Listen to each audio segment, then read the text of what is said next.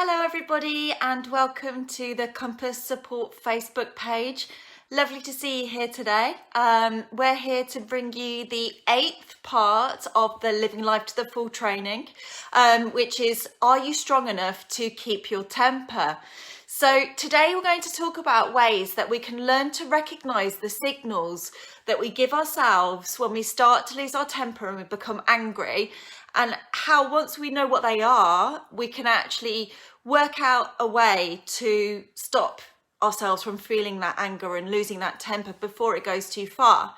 So the training is from a system called Living Life to the Full, and Living Life to the Full is, you can do it online. It's an online training course.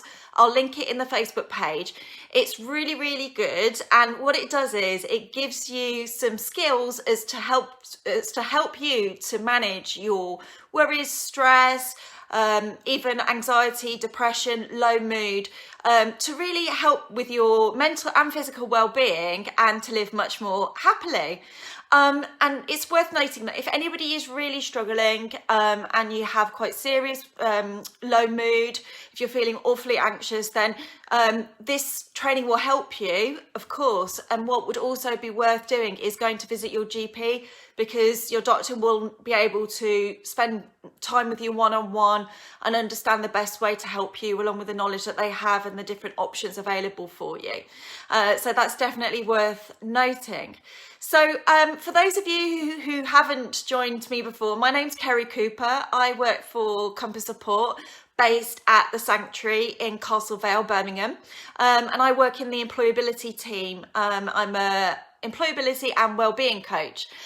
So we offer services to help people who are unemployed and they live in the Castle Vale or Falcon Lodge areas of Birmingham, and we can help you find another job. So if you're interested, I'll help you to find work, whether it's paid work or voluntary work.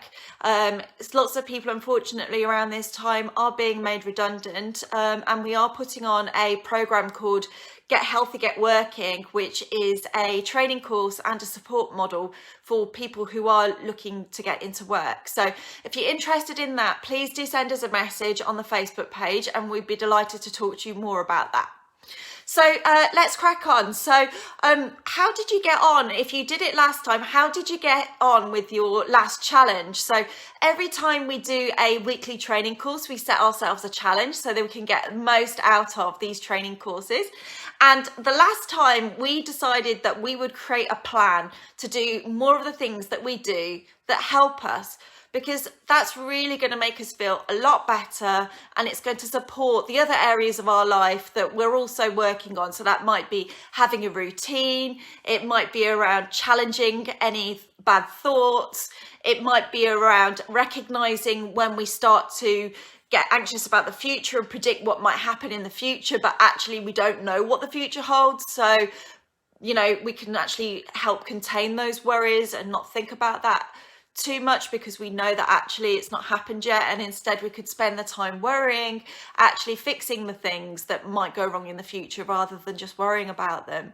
So definitely check out the other videos in this training course if you've not had a chance to watch them already, because these each of the sessions give you more tools to put into your toolbox so that you can live a happier and healthier life, and also have really good management of your mental health.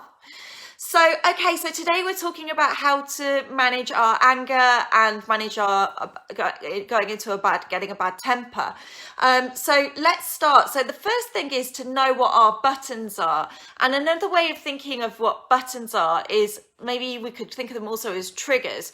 So basically things that happen, and it might be the way that somebody's said something to us, it might be something that we've seen, but essentially, often we know over time, if we sit and reflect and we think about what circumstances, what situations did we start to feel angry, or did we lose our temper?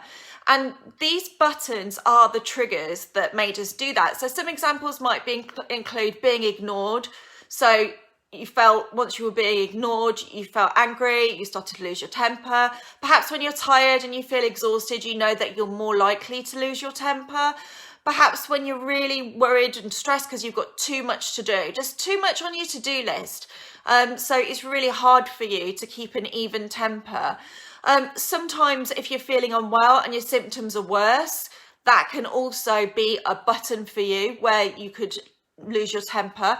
Or maybe if you have an unexpected visitor, something that you weren't planning on having, and you're thinking, oh, how am I going to handle this? That might also, these are examples of things that might be buttons as to how you might lose your temper or start to become angry. And have a think about what those might be for you, because it's so individual. And you know, by all means, talk to a trusted friend or family member about those buttons. They might notice something that there's a button for you that you haven't thought of. So if you do have somebody you can talk to, that would also potentially be an option for you to discover more about yourself. So once you've actually figured out what these buttons are, and by the way, I will be putting a worksheet into the Facebook page so that you can actually save that on your phone and you can go through this when you've got some thinking time and you're reflecting, or if you're watching this on a replay, you can pause it and then have a look at the worksheet. So once you recognize what those buttons are, you're then learning what your early warning signs are. So you've recognized the button is that when you're feeling worse, your symptoms are worse. So maybe you're somebody who suffers with headaches or migraines, and when you're feeling worse, so your migraines are really getting to you, and somebody says something to you, or you notice something, you become agitated, irritated, and you start to feel that temper coming on. What are you feeling in your body at that time? What does it feel like?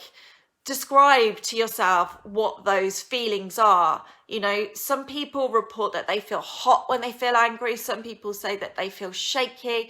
They feel like their arms are shaking, their legs are shaking, that you feel like your temperature's rising. You might feel like you've got a tight chest. We're so individual and so unique. Our feelings are down to us. So when you think about your buttons and you identify what those are, then think about those feelings, because when your feelings start coming on, that's another sign that actually you're going to really lose your temper or become angry here. So the idea is that we disrupt this pattern, so that if you know what your buttons are and you know what the feelings are, you can actually start disrupting them to stop yourself from becoming more angry or actually losing your temper.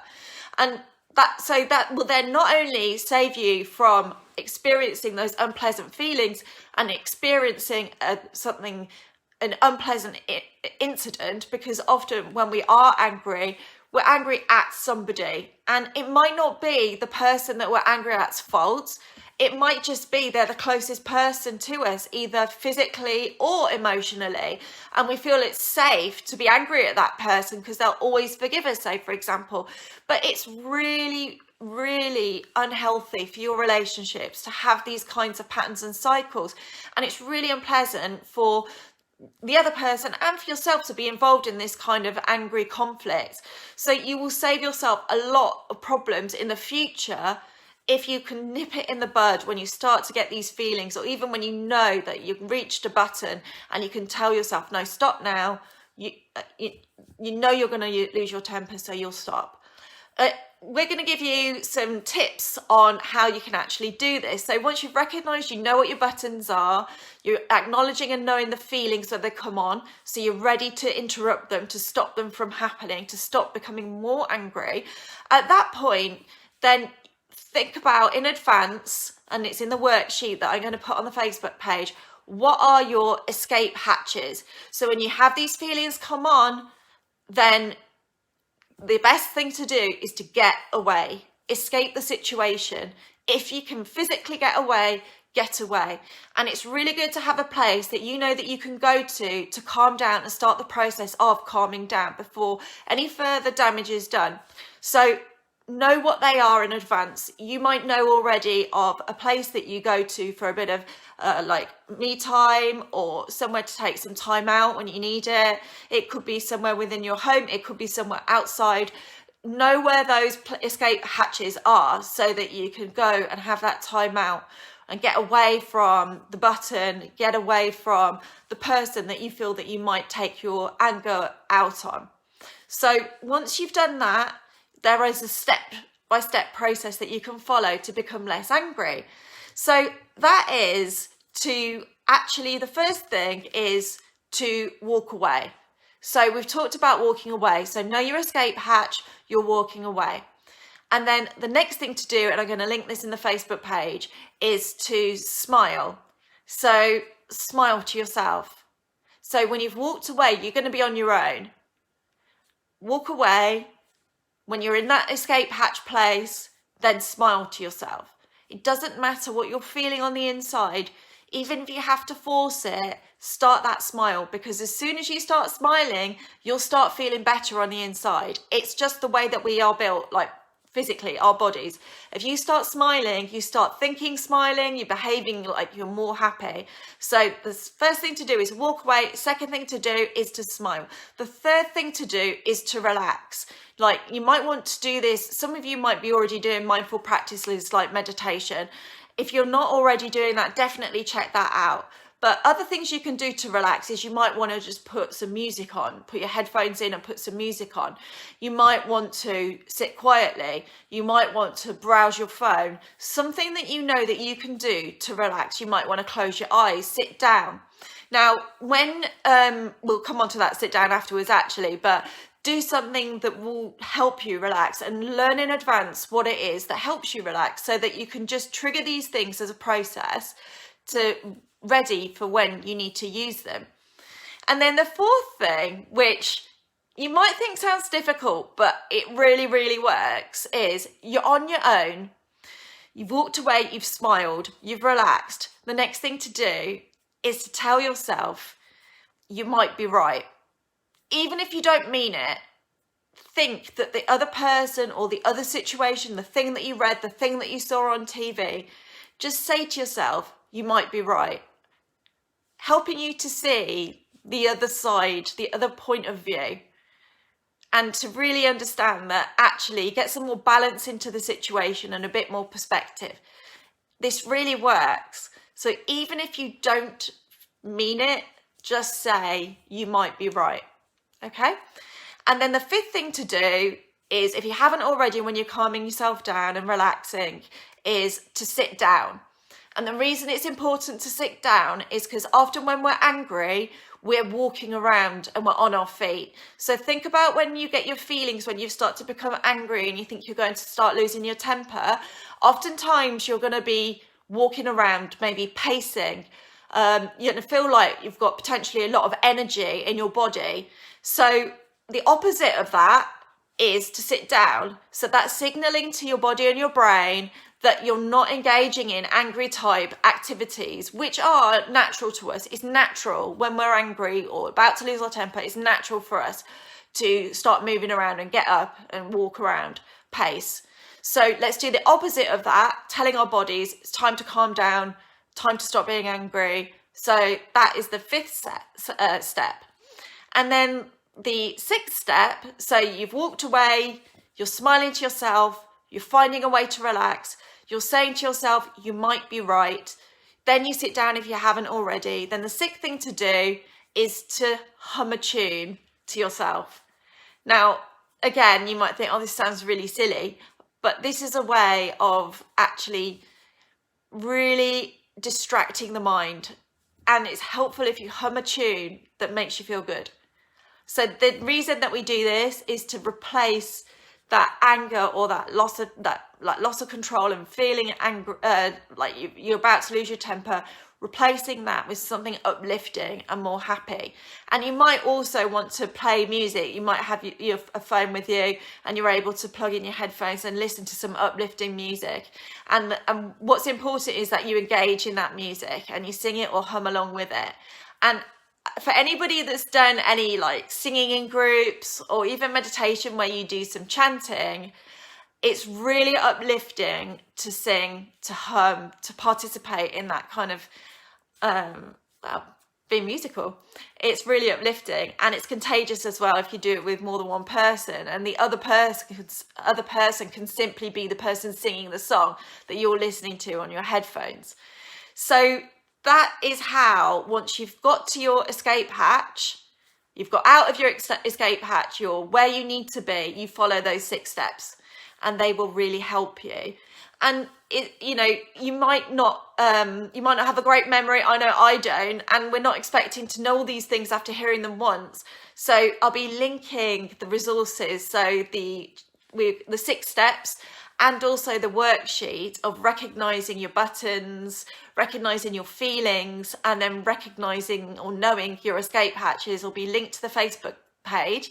And you can simply save them as pictures, or photos rather, on your phone, and you'll see those 6 steps. So once you've actually got out of the situation, you've got out of your escape hatch, you can look on your phone at that photo with the 6 steps and actually look at and start following them on the screen. Other people who may not carry a mobile, or may prefer, maybe you carry a diary or something like that, or you want to write it down on a bit of paper, you can do that too, put it on your fridge. Just do whatever works for you. We're all different, so find what's good for you, whatever it is that helps you achieve these steps. And these are based in lots of research, and they're proven to work. So you may have done some kind of anger management training in the past, and it would be quite similar to this, highly likely, because these are proven steps that are definitely going to work for you. So if you know anybody that may benefit from the training that we've done today, please share the video. Also, be really happy to hear from you in the comments as to what you thought of the training and how you put things into practice. If you want to download the worksheets and then watch the video again, then definitely leave a comment so that you can help other people. Let us know how you've got on. Also, if you ever want to ask any questions, then you can come through to us on the Compass Support Facebook page. Just send us a message and we'd be happy to help you if you've got any questions, comments, etc. We also love to hear your stories and how you've been helped by our services. It really helps us bring you helpful and useful training and information so that we can keep providing you the services that you want and need. So because we always have a challenge, and this is week 8 and our final week is next week, which is week 9, our challenge for this week is to complete the Are You Strong Enough to Keep Your Temper worksheet that I'm going to put onto the Facebook page, and then learn to recognise what those buttons are which trigger you, learn to recognise the feelings, learn your escape and know your escape hatches, and then follow your 6 steps. Get those 6 steps on your phone, write them down in your notebook, whatever works for you, so that when you need them, they're there for you. Know that they're there to help you. If you have a friend or family member that you trust, then by all means talk to them about the tools that we've spoken about today. Maybe somebody can't watch the video because they haven't got access to Facebook. They might be able to access it even if they don't have an account, but by all means share the resources with them because they can follow along even if they don't watch the video. So next week we're going to talk about 10 things to do that make you feel happier. So we'll finish the training course on week 9 next week. If anybody's got any suggestions as to training they'd like to see in the future, then by all means let us know. Thank you so much for joining us today. I've really enjoyed working with you. Have a great weekend. Thanks. Bye.